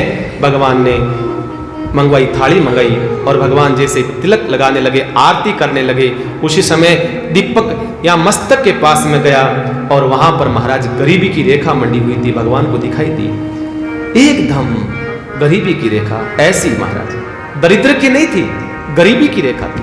दरिद्रता में और गरीबी में बहुत फर्क है महाराज, दरिद्रता में और गरीबी में बहुत फर्क है। गरीबी तो खत्म हो सकती है, दरिद्रता जन्म जन्म तक खत्म नहीं हो सकती महाराज। भगवान ने देखा इसकी भाग्य रेखा, मैं कैसे बदलूं इसकी भाग्य रेखा, क्योंकि जो विधाता ने लिख दिया है मैं बदल तो नहीं सकता इसको, पर हाँ कुछ न कुछ तो मैं कर सकता हूं इसके अंदर।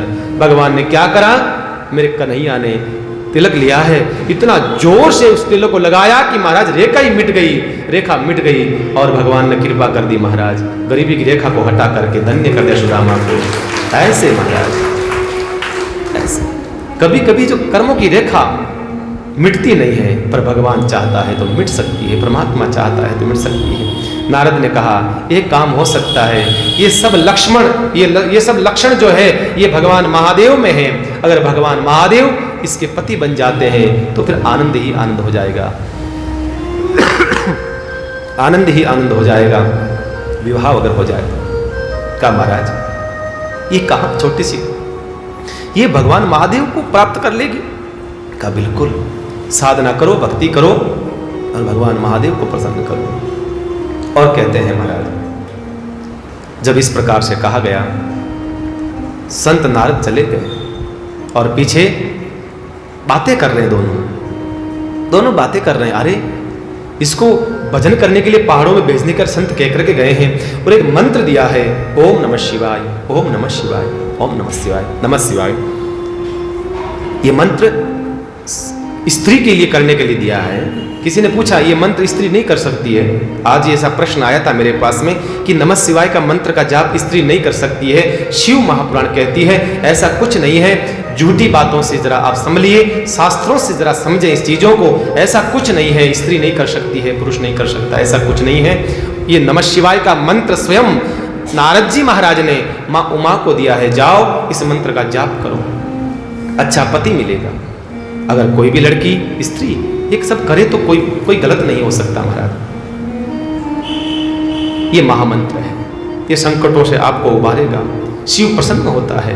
ये मंत्र जो है सब मंत्रों का विस्तार है महाराज, सब मंत्रों का, सब वेदों का सार है, सब संकटों का समाधान है, सब कुछ है ये मंत्र महाराज। पिता ने कहा कैसे भेजूं, छोटी सी बेटी को मैं कैसे कहूं तू जा। हिम्मत नहीं होती है ना, छोटी सी बेटी है 5 साल की, माँ बाप कैसे कह सकते हैं बेटा तू जा, घर से निकल जा और भजन कर। माँ बाप बातें करने लगे मैं कैसे भेजूं महाराज। पिता ने कहा कैसे भेजूं, तब करूं। माँ ने कहा हम दोनों कुछ साधन कर लें। तो नारद जी से जब पूछा गया, नारद जी से कहा हम दोनों उसकी तरफ से कुछ साधन भजन कर ले, तो कहा नहीं, जो साधन करेगा, जो सुमरण करेगा वो उसका ही द्वारा होगा, तुम नहीं कर सकते हो महाराज। 4 काम स्वयं को करने पड़ते हैं, दूसरे नहीं कर सकते हैं। भोजन, भजन, परण और मरण, ये तो खुद को ही होंगे महाराज, दूसरे नहीं कर सकते हैं भाई के भाई। अब ऐसा भोजन चाहे मुंह से करो, चाहे नाक से नाली से जावे, चाहे कैसे भी जावे पेट में, भोजन तो खुद को ही करना पड़ेगा। भजन, हाँ आप भजन यज्ञ किसी के नाम से करवा सकते हो, या दान आप अपना किसी और के हाथ से करवा सकते हो, ये चीजें आप अपने नाम से कहीं से करवा सकते हो, लेकिन भगवान से प्रेम ये तो भजन आपको ही होगा, जब ही होगा भगवान से प्रेम, किसी और से नहीं होगा, किसी और से थोड़ी हो सकता है। भगवान से प्रेम तो स्वयं करेगा तब आनंद आएगा महाराज, किसी दूसरे करने में ऐसा नहीं, ऐसा नहीं। बड़े बड़े लोगों के घरों में मैं जाता हूँ, बड़े बड़े पैसे वाले घरों में, वो बड़े बिजी होते हैं, बहुत बिजी लोग होते हैं, वो काम बिजनेस वगैरह संभालना पड़ता है, तो उनके पास समय नहीं रहता है कि ठाकुर जी की पूजा कर सके। इसलिए उन्होंने पंडित जी को रख रखा है महाराज, महीने की मंथली पैसा देते हैं पंडित जी को, पंडित जी आते हैं सवेरे पूजा करते हैं, शाम को आते हैं पूजा करते हैं चले जाते हैं। ऐसा नहीं होना चाहिए। भगवान कहता है भले आदमी मैंने तेरे को जीवन दिया है, सांस दिया है, अन्न सब कुछ दिया है, और तेरे पास इतना भी समय नहीं कि तू मेरा नाम ले सके, इतना भी समय नहीं तेरे पास में। ध्यान रखो। परण, शादी करने के लिए गधे पे बैठ के जाना पड़ेगा, आदमी को जाना पड़ेगा, दूसरा कोई नहीं जा सकता महाराज, दूसरा जा सकता है, आदमी को जाना पड़ेगा। मरना पड़ेगा तो खुद को मरना पड़ेगा, ऐसा थोड़ी कह सकते हैं भाई अभी मैं थोड़ा बिजी चल रहा हूँ, प्रोग्राम ले रखा मैंने, प्रोग्राम ले रखा है तो अभी नहीं जा सकता मैं, ऐसा तो नहीं हो सकता। तो ये काम तो खुद को ही करने पड़ेंगे महाराज। कई माँ बाप कहते हैं महाराज हम अपने बेटे की तरफ से ये अनुष्ठान कर लें, कर लीजिए आप, लेकिन वो प्रभाव नहीं। कई बेटे अनुष्ठान नहीं कर पाते हैं तो माँ बाप कहते हैं हम कर लें महाराज, तो आप कर लीजिए अपने मन की शांति के लिए, अपने मन को समझाने के लिए, पर जो फल मिलना है वो फल तो नहीं मिलेगा, वो तो खुद करेगा तो ही उसका फल मिल सकता है। सोच रहे थे माँ बाप पार्वती को कैसे भेजे, कौन बोले, कैसे बोले। इतने में पार्वती उठ करके आई, सवेरे का समय था, आई, अरे माता पिता को प्रणाम किया है, आकर के कहा अरे माता, माँ मुझे रात्रि को बहुत एक सुंदर सपना आया है। क्या सपना आया बेटा? एक संत आए थे, सफेद दाढ़ी थी, सफेद मूछें थी और सफेद बाल थे महाराज संतों के। अच्छा, क्या बोला? कहा कि बेटा पार्वती तुझे जंगलों में जाकर के तप करना चाहिए, भजन करना चाहिए, सुमरण करना चाहिए, तुझे भगवान महादेव पति रूप में मिलेंगे। माँ बाप इतने खुश हुए महाराज, इतने खुश हुए, वाह वाह वाह, बेटी ने हमारे मन की बात को छीन लिया, हमारे मन की बात। आप कल्पना करो, माता पिता सोच रहे थे कैसे तैयार करें इसको, और उसी समय बेटी खुद आकर के कह रही है कि मुझे जंगल में जाना है महाराज। अरे पुत्र तो वो होता है जो पिता को संकट से निकालता है महाराज, संकट से टाल देता है। अरे आप चिंता ना करो, मैं कर दूंगा महाराज, इसको संतान कहते हैं। संकट में डाले उसे संतान नहीं, उसको तो गत जन्म का कोई पाप कह सकते हैं महाराज। संतान तो वो होती है जो संकट से माँ बाप को कहते हैं चिंता न करो पिताजी, आप चिंता क्यों करते हो, मैं हूं ना, मैं हूं आपके, आपका साथ में मैं हूं। संतान 3 प्रकार की होती है महाराज, एक लेनदार, एक देनदार, एक कर्जदार। 3 प्रकार की संतान होती है। एक तो बस मांगी लाल, बस देता रहो, मांगती रहे महाराज, वो दो बस। एक देनदार, एक पिता को कहती है आप ये लीजिए, पिता को ला करके दे। और एक तो तीसरी तो बिल्कुल ही निकृष्ट संतान हो जाती है महाराज, कर्जदार। खुद तो कर्जा करती है, अपने पिता को भी गांव में नगर में ऐसा करके छोड़ती है महाराज, क्या बताएं, ऐसा करके। तो कहने का मतलब संतान तो ऐसी होनी चाहिए जो अपने माता पिता को संकट में नहीं डाले और कहे आप निश्चिंत रहें मैं हूं, ऐसी संतान होनी चाहिए। विदाई करी है पार्वती का सवेरे, विदाई के लिए पूरा हिमालय आया है आज पार्वती को विदा करने के लिए, क्योंकि पार्वती जा रही है भगवान का भजन करने के लिए महाराज, भगवान का भजन करने के लिए पूरा हिमालय के लोग आए हैं। पशु पक्षी भी मार्वसी से बहुत प्रेम करते थे, वो भी पार्वती को विदा करने आए हैं, दूर तक छोड़ने आए हैं पार्वती को महाराज, दूर तक। माता पिता ने आशीर्वाद दिया है, जाओ तुम्हारा मनोरथ पूर्ण हो, भगवान महादेव तुम्हारी इच्छा पूर्ण करे, तुम्हारी इच्छा, आशीर्वाद दिया है। मां पार्वती अकेली और आशीर्वाद दे दिया नारद जी महाराज ने, पहले ही दे दिया था, जाओ भगवान का जाप करो, भगवान का भजन करो। आई है, एक वृक्ष था बेलपत्र का, बहुत ऊंचा वृक्ष बेलपत्र का, उसके नीचे मैया पार्वती ने एक बहुत सुंदर दिव्य पार्थिव शिवलिंग बनाया है। शिवलिंग बना करके उसके सामने पार्वती बैठ गई और पार्वती इतना तप करने लगी है, इतना तप करने लगी है, अपने तेज के प्रभाव से बील पत्र के पत्ते अपने आप टूट टूट करके उस शिवलिंग पर मानो चढ़ रहे थे। इतनी दिव्य मां पार्वती की तपस्या थी, ऐसी दिव्य पार्वती। और मां पार्वती भगवान से प्रार्थना करती है, दर्श बिना मैं तो बहिरे बाबरिया, आप कब दर्शन दोगे, आप प्रभु मुझे कब दर्शन दोगे। धीरे धीरे उसका शरीर सूखने लगा पार्वती का, मानो भगवान से प्रार्थना कर रही है, प्रभु से प्रार्थना कर रही है, हे प्रभु जल्दी से आप मुझे दर्शन दो। आइए पद के माध्यम से आनंद लेते हैं, भजन के माध्यम से आनंद लेते हैं, फिर कथा विश्राम की ओर चलते हैं। आइए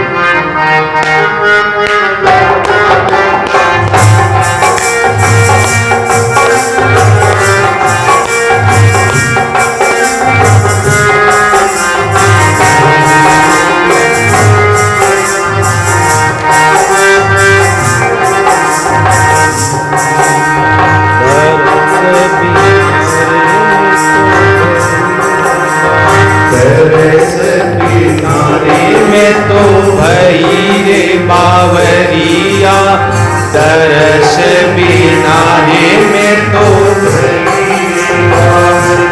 तेरे दर्श बिना मेरा जीवन सुना, भोला दर्शन दे, दर्शन दे, दर्श बिना में तो भई रे बावरिया।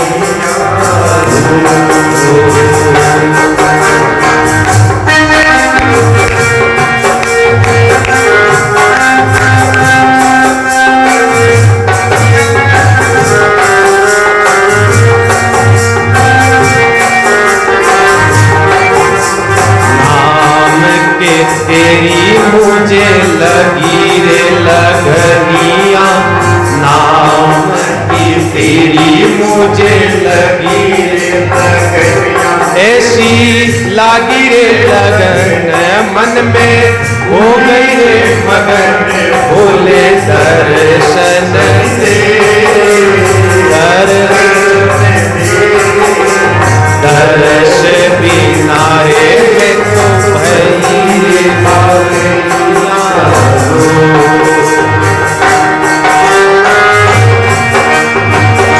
हे महादेव, महादेव बाबा की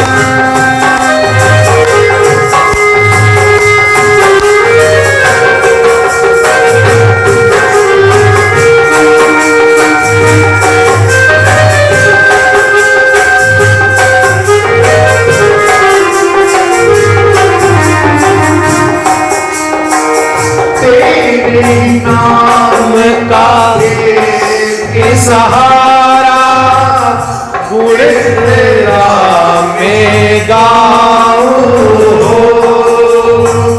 तेरे नाम का एक सहारा गुण तेरा मैं गाऊं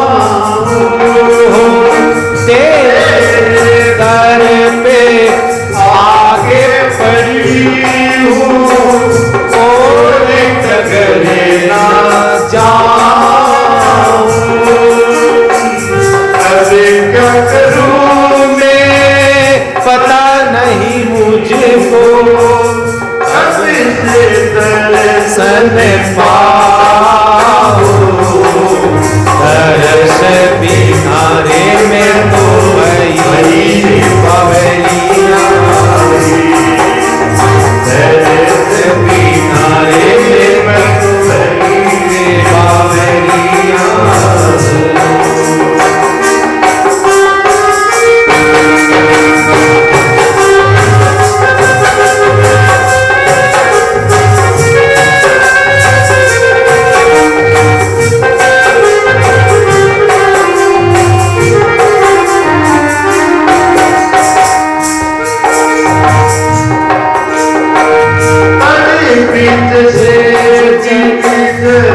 बिना मछली ऐसे तड़पत आई हो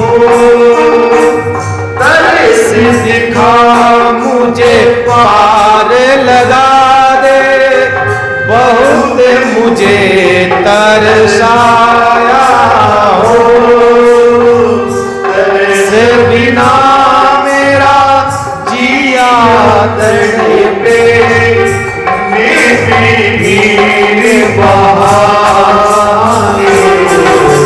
दर्श बिना दर्श बिना रे मैं तो तेरे दर्श बिना मेरा जीवन है सुना दर्श दर्शन दर्श बिना मैं तो वही बावरिया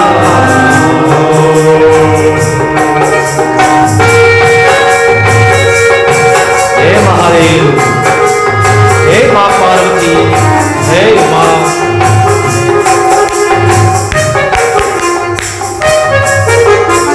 दर्श बिना में तो वही रे बावरिया 3000 साल तक कुछ भी खाया पिया नहीं सूखे पत्ते जड़ते थे पेड़ों से सूखे पत्तों को चबा चबा करके 3000 साल तक साधना करी इसलिए एक नाम पड़ गया माँ पार्वती का क्या अपर्णा पाना भाई एक नाम पड़ गया अपर्णा महाराज कुछ भी नहीं लिया उस समय भगवान महादेव की आज्ञा से आकाशवाणी हुई है धन्य है बेटी उमा धन्य है ऐसा तप आज तक किसी ने नहीं किया है ऐसा दिव्य तप आपने किया है अब आपको ये निश्चित है आपको भगवान शिव पति रूप में मिलेंगे और इसका प्रमाण तब देख समझ लेना सप्त ऋषि जब तुम्हें आए समझाने के लिए उस समय तुम हट छोड़ करके अपने घर चले जाना अपनी मेरी हमारी वाणी को सत्य मानना आकाशवाणी ने समझाया इधर सूत जी महाराज कथा सुना रहे हैं कहा ये तो हुआ पार्वती का अब यहां से स्टीयरिंग को बदला गाड़ी को पूरा मोड़ दिया वो क्या कर रहे हैं कौन भोले बाबा क्या कर रहे हैं उनके पास चलिए पता चला भोले बाबा ने तो जब से सती जल के राख हुई है तब से कैलाश पे छोड़ दिया कैलाश को छोड़ दिया अब क्या करूं अकेले भोले बाबा भटकते रहते हैं कभी यहां कभी वहां अब तो जीवन बैरागी हो गया भोले बाबा का बस भोले बाबा का मन उदासीन हो गया पूरा का पूरा महाराज बैरागी तो थे पहले से ऐसी कोई बात नहीं है लेकिन अब बिल्कुल किसी से बातचीत नहीं करते हैं और अलग ही जीवन जी रहे हैं घूमते रहते हैं कभी इस पहाड़ पर कभी उस पहाड़ पर घूमते रहते हैं क्योंकि भगवान महादेव भी कहते हैं मैं भी सती पार्वती के बगैर में भी जीवन अधूरा है मेरा भी, क्योंकि जब तक जीवन में श्रद्धा और विश्वास दोनों का मिलन नहीं होता है तब तक आनंद नहीं आता है। दोनों का मिलन होना चाहिए। सती के मरने के बाद में भगवान महादेव उदास उदास जीवन जीने लगे हैं, और ये सच है। जिस घर में स्त्री अगर चली जाती है पुरुष से पहले, वो घर सूना सूना हो जाता है, एकदम सूना हो जाता है। देखो माताएं बहनों से, स्त्रियों से तो घर की एक शोभा होती है, घर की सुंदरता है, घर के दिव्यापन है, दिव्य है। हम देखते हैं जिस घर में से स्त्री चली जाती है उस घर में जब जाते हैं ना, वो घर एक अटपटा लगता है महाराज, अटपटा लगता है। पुरुष के साथ में क्या बीतती है वो पुरुष ही जाने महाराज, लेकिन बहुत अधूरापन लगता है। किसी भी बच्चों को अगर पुरुष चला जाता है तो स्त्री जैसे तैसे उन बच्चों को पाल लेती है, पोस लेती है, बड़ा कर लेती है, जैसे तैसे दुख देख करके। पर पुरुष के लिए समस्या खड़ी हो जाती है महाराज, क्योंकि ये ताकत, ये भगवान जो ताकत देता है ना, ये स्त्रियों के अंदर ही ताकत दे सकता है। तो कहने का मतलब महादेव की आज ऐसी स्थिति हो गई, भगवान महादेव बस घूमते रहते हैं, ना खाने का पता ना बैठने का पता, बस उदास घूमते रहते हैं। आइए भगवान महादेव का दर्शन हम करेंगे, विस्तार से करेंगे। आगे भगवान माँ पार्वती का विवाह हो रहा है, आएगा 10, 12, 13, 14 दिन हो गए, अभी तक भगवान का विवाह नहीं हुआ। अब धीरे धीरे भगवान का विवाह का आनंद लेंगे, प्रसंग धीरे धीरे आएगा। आप सब माताओं से निवेदन है भगवान महादेव के इस दिव्य चरित्र को आप जरूर सुने महाराज। और श्रावण का पवित्र महीना, इस महीने को आप सार्थक करें, अपने जीवन को सार्थक करें।